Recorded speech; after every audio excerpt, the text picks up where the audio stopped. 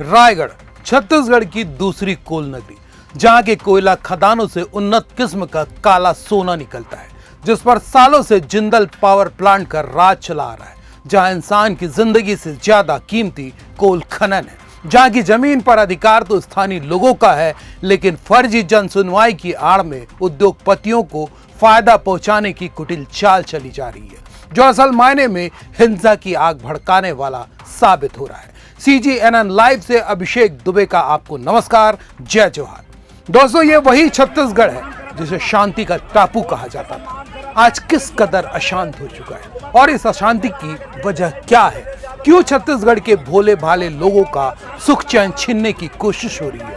अच्छी बात है कि छत्तीसगढ़ में काला सोना यानी कोयले का भरपूर भंडार है, हीरा है, लौह अयस्क है, चूना पत्थर है। यहाँ की धरा उर्वरा शक्ति से भरपूर है, जहाँ धान, चना, सब्जियां और दाल की पर्याप्त उपज है। इन सब का दोहन होना चाहिए, लेकिन लोगों के घर और गांव उजाड़ने की कीमत पर यह तो किसी मायने में न्यायोचित नहीं जान पड़ता। पर छत्तीसगढ़ में यही सब हो रहा है, तो सबसे बड़ा सवाल है कि इसके लिए जिम्मेदार कौन है? आखिर कहां है राज्य की सरकार, जिसकी सबसे पहली जिम्मेदारी ही राज्य की जनता और उसके अधिकारों का संरक्षण है? इस ज्वलंत मुद्दे पर आज करेंगे बात और दिखाएंगे आपको हर वो हकीकत। अंत तक बने रहिएगा हमारे साथ, पर सबसे पहले चैनल को सब्सक्राइब कर लीजिएगा। छत्तीसगढ़ के रायगढ़ जिले में जिंदल पावर लिमिटेड कोयला खदान के खिलाफ धरने पर बैठे प्रदर्शनकारियों को हटाने गई पुलिस पर ग्रामीणों ने हमला कर दिया। महिलाओं ने तमनार थाना की थाना प्रभारी कमला पुशाम को लात मारी। हमले में टीआई घायल होकर जमीन पर गिर गई। वहीं एसडीओपी अनिल विश्वकर्मा समेत कई पुलिसकर्मी घायल हो गए। कुछ घायलों को स्थानीय हॉस्पिटल में भर्ती कराया गया, जबकि कुछ को रायगढ़ रेफर कर दिया गया। हमले के बाद हालात इतने बिगड़े कि पुलिस की गाड़ियां और एम्बुलेंस तक जला दी गई। रविवार को आंदोलन के 17वें दिन भी ग्रामीण तमनार के CHP चौक धरना स्थल पर बैठे हैं। अब भी तनाव की स्थिति बनी हुई है। लिब्रा रोड पर ग्रामीणों ने पेड़ काटकर सड़क पर रख दिए हैं ताकि कोई आगे ना आ सके। वहीं जिंदल फोर्टिस अस्पताल के पास पुलिस का अतिरिक्त बल तैनात है। इलाका छावनी में तब्दील है।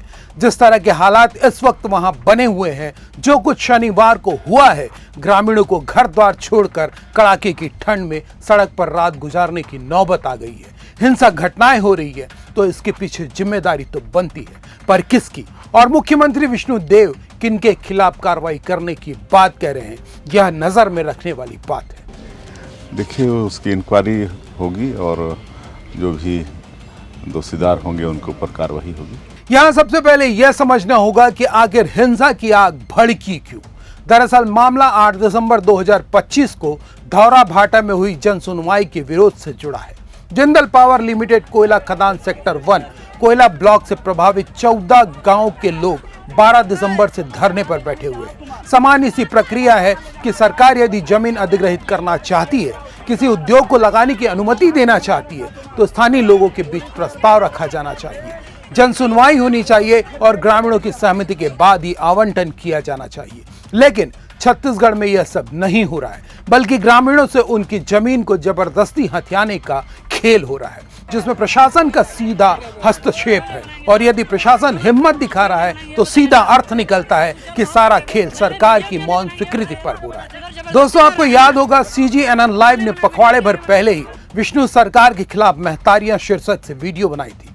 ये वही महतारियां हैं जो अपनी जमीन के हक के लिए ही लड़ाई लड़ रही हैं। इससे शर्मनाक बात और क्या हो सकती है कि जो ग्रामीण अपनी शांति की रक्षा के लिए एकजुट हो रहे हैं, अपनी जमीन को प्रदूषित होने से बचाने के लिए खड़े हैं, सरकारी नुमाइंदे उन पर लाठी बरपा रहे हैं। उनकी जिंदगी पर आने वाली आफत के लिए यदि वे सतर्क हैं, वे अपनी जमीन, अपना गांव बर्बाद होते नहीं देखना चाहते, तो उनके साथ जबरदस्ती क्यों?